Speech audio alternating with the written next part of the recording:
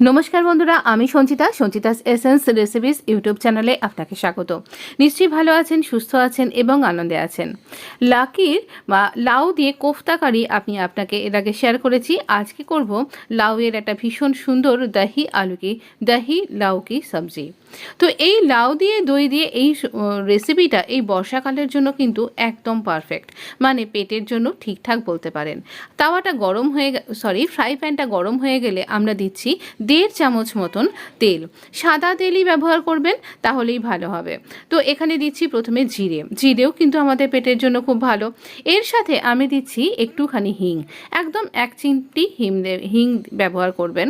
লাউকে আমি এরকম ছোট ছোট টুকরো করে নিয়েছি, আপনি ইচ্ছা করলে গ্রেটারে গ্রেটও করতে পারেন। তো এই রকম ছোট ছোট করে নিয়েছি, আর মাঝের যে শাঁসালো ওই ব্যাপারটা এখান থেকে এটা খানিকটা বাদ দিয়ে দিয়েছি।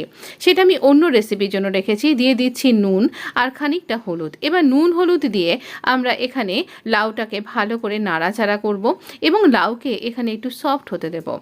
আপনি এই প্রসেসিংটা আপনার খুব তাড়াতাড়ি থাকলে আপনি প্রেশার কুকারে সেদ্ধও করে নিতে পারেন, তবে না তাহলে খুব বেশি নরম আর সগি হয়ে যাবে, সেই ক্রাঞ্চি বাইটটা থাকবে না।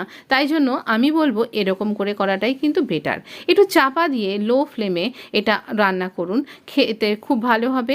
এটা খুব সফট তৈরি হয়ে যাবে। তারপর আমরা অন্য প্রসিডিংয়ের মধ্যে যাব।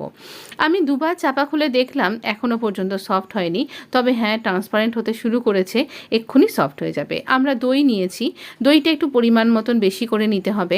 এটা ভালো করে ফেটিয়ে নিয়ে এর মধ্যে আমি দিচ্ছি জিরের গুঁড়ো দেওয়ার পরে আমি এর মধ্যে দিচ্ছি বেশ অনেকটাই দই, তাই জন্য আমি একটু চিনি দিচ্ছি যাতে স্বাদের একটা ব্যালেন্স ক্রিয়েট হয়।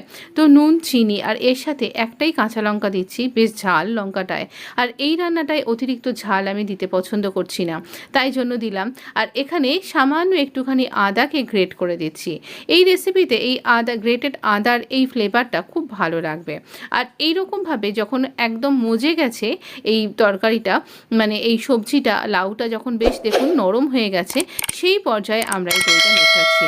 যদি আমার চ্যানেলটা এখনও সাবস্ক্রাইব করে না থাকে, প্লিজ সাবস্ক্রাইব করে বেল আইকনটা হিট করতে কিন্তু ভুলবেন না। আমরা দইটা খুব ভালো করে এইভাবে মিশিয়ে নিলাম। একদম আঁচটাকে কমিয়ে নিয়ে দইটা মেশাবেন, নাহলে কিন্তু ছানা কাটার মতন হয়ে যাবে। আর দেখতেই পাচ্ছেন এটা খুব সুন্দরভাবে অলরেডি তৈরি হতে শুরু করেছে।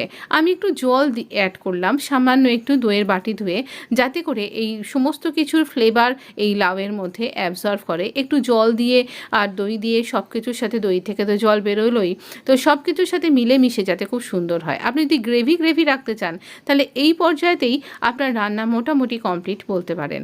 আমি একটুখানি ড্রাই করতে চাইছি, কারণ আমি ভাত আর রুটি দুটোর সাথেই সার্ভ করব, তাই জন্য আমি এটাকে আর একটু ড্রাই করব। তবে আবারও বলছি, যদি আপনি একদম ঝোল রাখতে চাইছেন, তাহলে এই পর্যন্ত রান্না কমপ্লিট। জাস্ট গরম মশলা অ্যাড করুন। আপনি ঘি খেতে পছন্দ করলে ঘিও অ্যাড করতে পারেন। এরপরে আমরা দেখছি একদম ড্রাই হয়ে গেছে। তো এই রকম ড্রাই পর্যায়ে আমরা দিয়ে দিচ্ছি একটু গরম মশলা দেওয়ার পরও আবারও ভালো করে নাড়িয়ে নিচ্ছি। আর আমি কিন্তু দিচ্ছি বেঙ্গলি শাহি গরম মশলা, কোনো পাঞ্জাবি ধাবা স্টাইল গরম মশলা কিন্তু নয়। তো এবার এটাকে সার্ভ করছি। এবার আপনি গরম স্টিম রাইস কিংবা গরম তাওয়া রুটির সাথে এটা কিন্তু অনায়াসেই চলতে পারে। আপনি অবশ্য করে এটা ট্রাই করবেন। এখনও চ্যানেলটা সাবস্ক্রাইব করে না থাকলে প্লিজ লাইক, শেয়ার, সাবস্ক্রাইব। আমার চ্যানেলটা কিন্তু সাবস্ক্রাইব করতে ভুলবেন না। রেসিপিটা কেমন লাগলো কমেন্ট বক্সে লিখে জানাতে ভুলবেন না।